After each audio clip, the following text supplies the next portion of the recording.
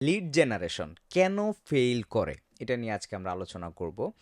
কারণ হচ্ছে lead generation করার পরে সেটাকে আমরা যদি প্রপারলি ইউটিলাইজ করতে পারি তাহলে আমরা সেখান থেকে ক্লায়েন্ট অ্যাকুইজিশন করতে পারি। কিন্তু বেশিরভাগ মানুষই বা বেশিরভাগ ফ্রিল্যান্সার বা এজেন্সি যারা রান করে তাদের একটা প্রবলেম হচ্ছে তারা প্রপারলি লিডটা জেনারেশন করতে পারে না। এটার বড় একটা কারণ হচ্ছে র্যান্ডমভাবে লিড জেনারেশন করা। যে আমি একজনকে দেখছি সে গুগল ম্যাপ থেকে লিড জেনারেশন করে দেখাইছে, আমি সেখান থেকে লিড স্ক্র্যাপ করে কি করলাম, আমি কোল্ড ইমেল করা শুরু করলাম বা তাদেরকে সোশ্যাল মিডিয়াতে আউটরিচ করা শুরু করলাম। বা কেউ একজন দেখাইছে যে কোনো একটা ডাটাবেজ আছে, সেখান থেকে আমি কি করলাম, লিড নিলাম, তাদেরকে আমি আউটরিচ করা শুরু করলাম। অথবা আমি কি করলাম, মার্কেট প্লেসে গেলাম, বিভিন্ন মানুষ লিড সেল করে, তাদের কাছ থেকে আমি কি করলাম, একটা পরিমাণ লিড আমি কিনে নিলাম। আবার হচ্ছে যে বিভিন্ন ইয়েলো পেজেস আছে।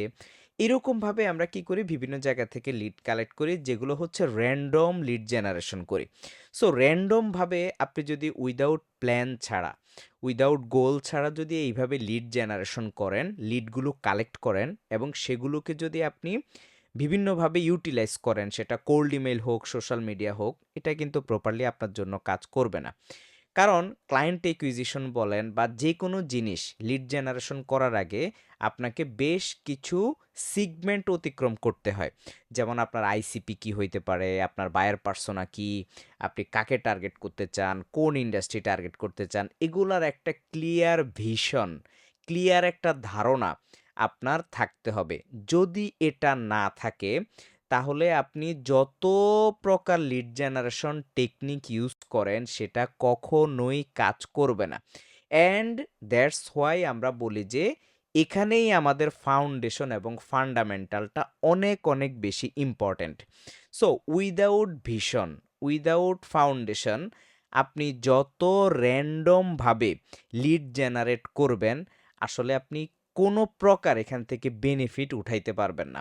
এবার আপনি বেস্ট কোল্ড ইমেল মার্কেটার আপনি হায়ার করলেন, বেস্ট লিড জেনারেশন স্পেশালিস্ট আপনি হায়ার করলেন, তাদেরকে দিয়ে আপনি কোনো প্রকার ফায়দা উঠাইতে পারবেন না, তাদেরকে দিয়ে আপনি প্রপারলি কোনো কাজ করাইতে পারবেন না যদি আপনার এই সিগমেন্টগুলো, যেমন আপনার আইসিপি, টার্গেটিং, তারপরে হচ্ছে আপনার অফার, এই ধরনের যেই জিনিসগুলো আছে, যেমন আপনার ইউএসপি, প্রত্যেকটা জিনিস যদি আপনার ক্লিয়ার না থাকে, গোল সেট করা না থাকে, এই লিড জেনারেশন আপনার জন্য কখনোই প্রপারলি কাজ করবে না।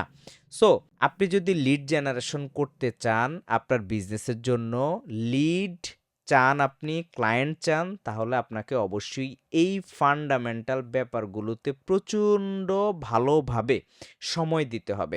এবং আপনি যদি এই সময়গুলো না দিতে পারেন, আপনি কখনোই লিড জেনারেট করে, কোল্ড ইমেইল করে বা র‍্যান্ডমভাবে লিড নিয়ে ক্লায়েন্ট অ্যাকুইজিশন করতে গেলে আপনি ১০০% ব্যর্থ হবেন।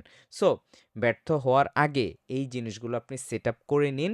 তাহলে দেখবেন যে আপনি অল্পতে রেজাল্ট পাবেন। আপনি ১,০০০ লিড হয়তোবা আপনি আউটরিচ করেছেন, রেজাল্ট পান নাই। কিন্তু কেউ ২০০ লিডকে আউটরিচ করার পরেই সে ক্লায়েন্ট পেয়ে গিয়েছে। কারণ হচ্ছে তার এই টার্গেটিংটা ঠিক ছিল। সে প্রপারভাবে অফার রেডি করে প্রপার পারসনকে সে রিচ আউট করেছে। সো এই জিনিসগুলো আপনারা সুন্দরভাবে যদি প্রথমেই বিল্ড করে নেন আপনার ফাউন্ডেশন, তাহলে আপনার লিড জেনারেশনের যে সিস্টেমটা, ফ্রেমওয়ার্কটা, সেটা আপনার প্রপারলি খুব ভালোভাবে কাজ করবে। আমাদের ইউটিউব চ্যানেলে অনেক ভিডিও আছে বিভিন্ন টপিকসে, চাইলে আপনারা আরিফ নোটস ইউটিউব চ্যানেলটা চেক করতে পারেন। Thanks everyone.